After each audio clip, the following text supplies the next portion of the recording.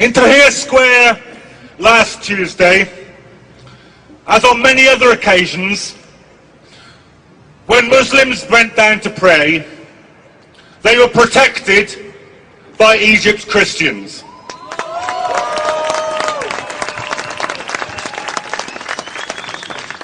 Tomorrow, I've just received this message from my friends in Tahrir Square right now. They have decided that tomorrow will be a day for the martyrs, and that a mass, a Christian mass, will be said in Tahrir Square, and the Christians will be protected by the Muslims.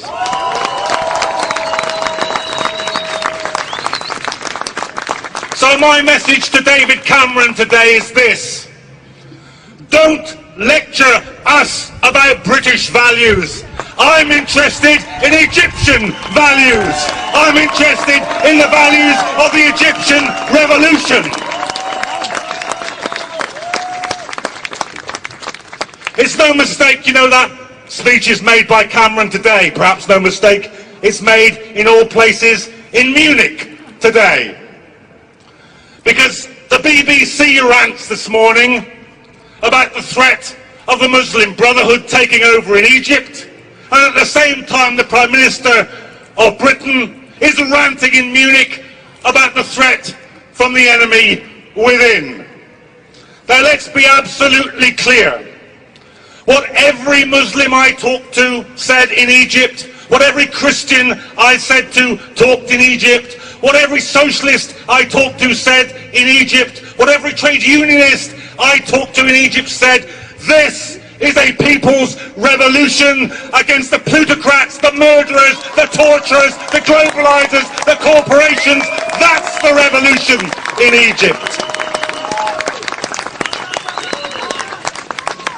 What incredibly brave people they are.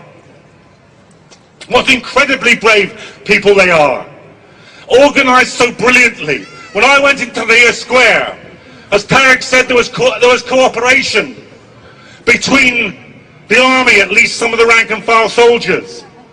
The rank and file soldier, the squad, he asked to see my identity. I showed him my passport. He then passed me over to a woman in a full burqa who searched my bag, apologised and said it's for our own safety. Now I recommend this policy to the British Airports Authority. I would feel safer if instead of searching women in burqas, they allowed women in burqas to do the searching. That would be a value worth having in Britain today. And we all know what the link is between this and war. Because just imagine this for a moment. Just conduct now in your own mind this small thought experiment. What if there had been no war in Iraq? What if there had been no million dead, no occupation? What would now, after Tunis, after Cairo, after Egypt, what would the headline that we would be reading say? I think it would say this: Saddam Hussein's regime shaken to its foundations by mass demonstrations in Baghdad.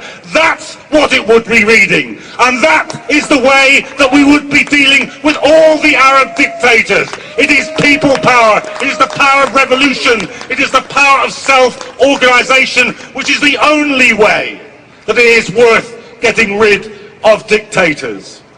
Now the Egyptian revolution, as we speak, is on a knife edge.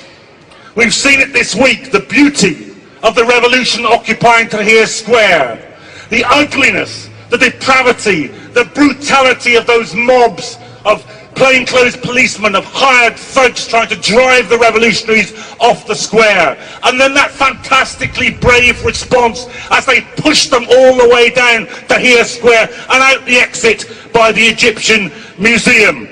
And then yesterday, the masses returning and holding the square. Today, as we meet here, they're arguing with the army officers. A senior army general has just spoken from the platform in Tahrir Square and said, I'm worried you're being manipulated. But the people there are chanting, We won't go until he goes. We won't go until he goes. The soul, the heart, the existence of the Egyptian revolution is at stake. And every last thing that we can do, every last protest, every last meeting, every last letter, every last message, you must do it.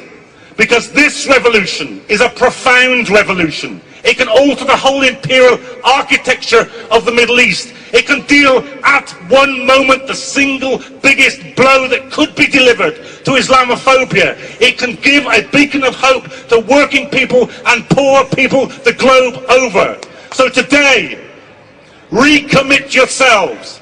Every last piece of energy, imagination, initiative, activity, everything for the Egyptian revolution.